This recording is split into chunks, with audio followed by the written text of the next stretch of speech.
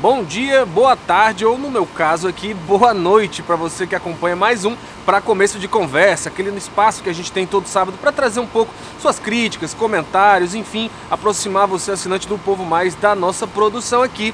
E o povo de Fortaleza foi às ruas, na semana passada e elegeu aí Evandro Leitão, o próximo prefeito de Fortaleza. Evandro do PT, mantendo aquela tradição do Partido dos Trabalhadores de eleger um prefeito de Fortaleza a cada 20 anos, A gente teve lá em 84 com a Maria Luísa, em 2004 com a Luiziane Lins e agora em 2024 volta aí o Evandro Leitão eleito após 3 gestões do PDT, 2 do Roberto Cláudio, uma do José Sarto, Uma das disputas mais acirradas do Brasil, A disputa mais acirrada da história de Fortaleza, muito poucos votos, pouco mais de 10 mil ali sobre o segundo colocado, André Fernandes. E hoje, como não poderia deixar de ser, a gente traz muitas questões aí dos nossos assinantes comentando o resultado da eleição em 2024 de Fortaleza e todo o Ceará. Então vamos com a gente.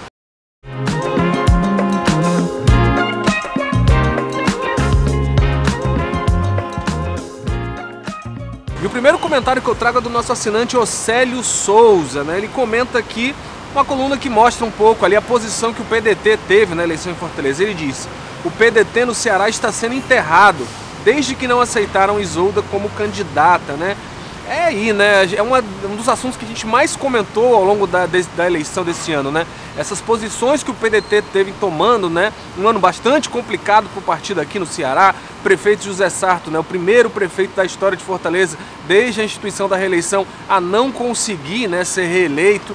A gente teve aí um resultado bastante complicado em várias das cidades onde o PDT teve candidaturas fortes, E acabou tendo aí a grande polêmica, o grande episódio do segundo turno, que foi a declaração de boa parte do partido, ali 6 dos 8 vereadores eleitos, e do ex-prefeito Roberto Cláudio, talvez a principal liderança do partido hoje no estado, a candidatura do André Fernandes. Dividiu muitas opiniões ali, Então, gostando ou não dessa decisão, uma coisa é fato: o PDT precisa sentar ali um pouco à mesa, escutar o partido e tomar uma decisão com relação ao futuro político deles, porque não foi um ano muito bom. Como eu falei, teve a derrota do Sarto, teve aí essa questão do apoio ao PL, que agradou muita gente, mas também desagradou boa parte do eleitorado também.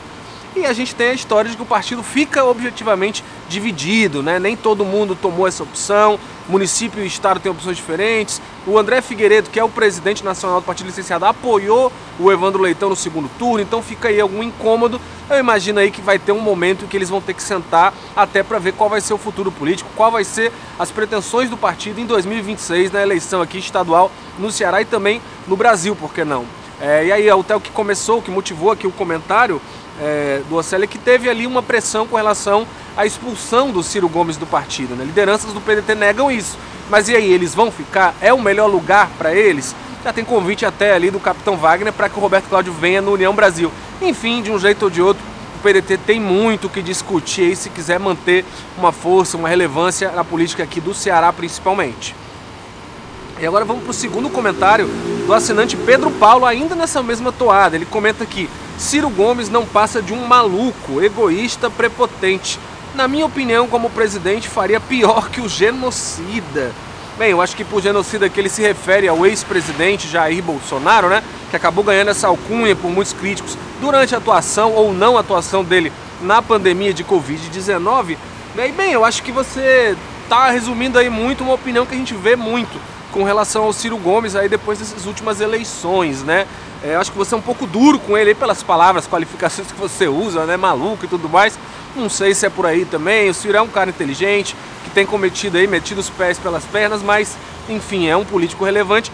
Agora, por outro lado, acho que você até pega leve aí com o Ciro, vislumbrando uma possibilidade, um cenário aí em que ele se mostraria viável para a presidência da República. Eu não consigo hoje nem imaginar esse cenário, tamanho aí, as derrotas que o Ciro vem pegando, Teve 12% ali em 2018, agora em 2022 cai para 3% ali, fica atrás até da Simone Tebet, que a gente sempre lembra, nem o partido dela queria que ela fosse lançada, ninguém esperava que o Ciro fosse quebrar a polarização Lula e Bolsonaro, mas ficar atrás da Tebet e perdendo o Ceará em terceiro lugar aqui, pesou bastante para ele. Então, eu acho que o Ciro tem que pensar até no futuro partidário dele, porque mesmo que não se fale nessa questão de expulsar ele do PDT, ele fica com uma situação complicada lá, Não apoiou oficialmente o André Fernandes, mas ficou aí como se tivesse dado algum apoio nos bastidores, principalmente pela proximidade que ele tem com o Roberto Cláudio, que apoiou diretamente o André Fernandes. Enfim, E vamos lembrar, né, a ida do Ciro para outros partidos antigamente simbolizava uma coisa, né, porque o Ciro chegava com um grupo de deputados grande, federais, estaduais, né, vinha com muitos prefeitos, vinha com uma força política muito consolidada. E hoje ele não tem mais isso, né? Hoje as limitações do PDT são muito maiores ali no grupo do Ciro Gomes, né? Aqui em Fortaleza mesmo teve a grande derrota, perdeu a principal prefeitura que o PDT tinha, então o peso de Ciro Gomes é outro. Acho importante que ele comece a refletir sobre isso até nessa questão mesmo do resultado eleitoral. O Chico Braulio questiona aqui uma coluna do Érico Firmo analisando ali o resultado das eleições, falando sobre a vitória apertada, né, sobre a dificuldade, que não é uma vitória lá que tenha muitos motivos para o PT estar comemorando tanto assim não. E o Chico Braulio fala, bola branca, Milor defendia que jornalista tem que ser contra qualquer governo, é uma ideia, que vemos na conversa com o novo prefeito, formar maioria com vereadores, a troco de quê? Toma lá da cá? Desconfio que sim. Eu acho que ele faz referência àquela frase clássica, né, do Milor Fernandes, grande chargista, grande jornalista, trabalhou no Pasquim muito tempo, no Jornal do Brasil, e que o Milor fala, né, jornalismo é oposição, o resto é armazém de secos e molhados. Só não entendo muito bem como se aplica a fala do Érico, né, Chico? Acho que o Érico está fazendo uma análise do resultado da eleição, certamente o momento ali de cobrar e de acompanhar o governo do Evandro vai chegar e pode ter certeza que o Jornal O Povo nunca foi de se omitir disso, não. E sobre o que você fala da composição política, eu tenho uma opinião um pouco diferente. Já falei aqui algumas vezes até. Eu não vejo com tantos maus olhos, eu não criminalizo a política. Até porque todo mundo faz, né? Bolsonaro falava muito disso, o vice dele na época lá, o general Mourão falava, a gente tinha até a frase do general Heleno, né, clássica, se gritar pega Centrão, não fica um, meu irmão.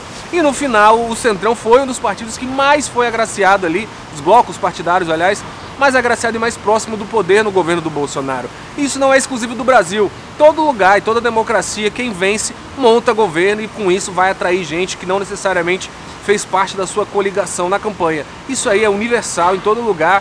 Eu acho que você tira os Estados Unidos, que tem um bipartidarismo, mas no resto, ali no Reino Unido, na Alemanha, na França, enfim, Itália, onde você for, tem essas composições, essas coligações. Eu acho que se criminaliza demais a política no Brasil. E, inclusive, eu prefiro que as coisas sejam feitas assim, às claras, composição de governo mesmo. Por exemplo, fala agora do governo do Lula. Eu acho muito melhor as indicações que o Lula faz à União Brasil, mesmo sendo extremamente crítico, mas elas estão ali, estão para ser visto, para ser questionado. Por que o Lula indica o Juscelino Filho, um ministro cheio de problemas, envolvido em escândalos, né? Usou o avião do governo para ir para evento de cavalo, lá para ver corrida. Enfim, tem várias coisas, mas tá claro, tá ali para ser criticado, para ser cobrado. Eu acho muito pior quando faz orçamento secreto, esses outros tipos de composição que acontecem por baixo dos panos e a gente só vai saber a conta anos depois quando estouram os escândalos. Então, discordo um pouco de você, Chico, mas no geral é isso que você falou. E vamos agora para mais um comentário da nossa assinante Alexia Araújo. Ela enviou um e-mail para a gente falando: Maza, o que você acha que foi decisivo na última semana de campanha para a virada de Evandro sobre André? É uma boa pergunta, uma ótima pergunta, e tem muitas questões que se levantam, né? Claro que uma eleição tão apertada aí, 0,76, né, de diferença, menos de um ponto percentual, todo mundo vai querer colocar alguma coisa na conta de cada um, né, da vitória e da derrota. Tem muita gente aí tentando compartilhar aí os ônus e bônus, principalmente os bônus, né, dessa resolução. Agora eu destacaria 4 pontos. Primeiro, a força das lideranças que tiveram do lado do Evandro, principalmente, obviamente, o Camilo Santana, que organizou blocos de prefeitos do interior para vir para Fortaleza na reta final da disputa, deram corpo na campanha na rua, e o Lula, né, principalmente, que foi quem carregou, basicamente, o Evandro Leitão quase a eleição toda ali. A popularidade dele em Fortaleza foi muito decisiva. E a atuação do governador Eumano de Freitas também passou desde o início da campanha ali, tendo uma atuação maior até na área da segurança para precaver um pouco a campanha do PT, fez diferença. Outro fator, eu diria, a própria militância do PT, né? A gente viu na reta final um peso muito maior. O André Fernandes era um candidato que engajava mais, misturava mais as pessoas, conseguia convocar às vezes multidões de uma forma mais espontânea, mas isso foi se perdendo na reta final. Eu acho que na reta final o PT conseguiu, até organicamente mesmo, botar muita gente na rua, muito jovem, muita militância para trabalhar por ele. Isso com certeza pesa ali para quem está indeciso ou para até criar um clima, né, uma vermelhada na cidade, como se costuma dizer. Terceiro ponto, eu destacaria o voto feminino, né? As pesquisas já mostravam que o André Fernandes tinha uma dificuldade muito grande nesse segmento e foi a grande aposta do PT na reta final da eleição, resgatar até aquelas declarações antigas dele, uma clássica ali que revirou muito o país, inclusive a imprensa nacional falou muito, foi um vídeo em que o André Fernandes fala, né, dane-se, né, o feminicídio, ao comentar a questão, mostrando ali uma completa ignorância sobre o assunto e uma opinião que repercutiu muito mal para ele, tanto que ele passou a reta final da campanha do PL toda ali, fazendo ato com mulheres para tentar compensar isso, mas eu acho que ainda assim o voto feminino foi muito decisivo para dar essa guinada pro Evandro. E aí em quarto lugar, que eu acho que é uma coisa de última hora ali, é o mais inesperado, foram os próprios entornos, né, dos candidatos ali. O entorno do André Fernandes foi desastroso para a campanha do PL na reta final. A gente teve declarações horríveis da vice dele, Alcivânia Pinheiro, gravou um vídeo dizendo que médicos da prefeitura estariam distribuindo kits, cartilhas, ensinando a fazer aborto. Pegou muito mal entre a classe médica, que é uma classe que apoiava o André, né, nas manifestações que a gente via. Muita gente ficou muito ofendida, ela tentou fazer um remendo, dizer que na verdade ela estava falando que no nível municipal, enfim, não convenceu muita gente. O que eu vi circulando e conversando com médicos foi muita gente até que apoiava o André, que ficou bastante incomodada com o que ela fala, né? Alguma classe que é tão organizada e tem um nível de corporativismo aí mais exacerbado. E outro, claro, né, que mais destacou e brilhou aí na reta final negativamente para o André, foi o vereador Inspetor Alberto, né? Duas polêmicas muito fortes. A primeira com uma ameaça ali muito clara ao Evandro Leitão, dizendo: prepara o teu caixão, vagabundo, faz um gesto de uma arma. O negócio circulou muito, já tinha feito muito mal para a campanha do André. E aí no dia da eleição vem aquele vídeo que me faltam até palavras para descrever, em que ele aparece praticando maus tratos contra um porco. As imagens são muito pesadas. Eu creio que a maioria das pessoas pelo menos soube ou ouviu falar, né, ainda que não tenha visto. Se não tiver visto, eu nem recomendo, porque é muito forte, né? É uma coisa ali que machuca mesmo a pessoa assistir e que de um jeito ou de outro ali certamente foi usado para, né, espantar um pouco, afugentar um pouco os eleitores do André Fernandes. Eu creio que a própria campanha do PL não ficou muito feliz. A deputada Mayra, né, doutora Mayra do PL, lançou uma nota, inclusive, de repúdio contra o próprio aliado correligionário de partido. Então eu acho que essas declarações, esses vídeos pesados, acabaram indo contra tudo que o próprio André Fernandes vinha fazendo ao longo da campanha. O André tentava vender uma imagem de moderado, evitar polêmica, evitar esse embate acirrado, e vem ali o inspetor Alberto e chuta tudo isso para os ares com esses vídeos aí que rodaram a cidade inteira. Então esses foram, acho que, os 4 elementos que eu considero aí essenciais para o resultado da eleição, né? A força das lideranças ali, o famoso Eumano Camilo Lula, né? Você tem a militância do PT, o voto feminino e também essa ajuda involuntária, esses cavalos de Troia involuntários que foram alguns dos aliados do André Fernandes.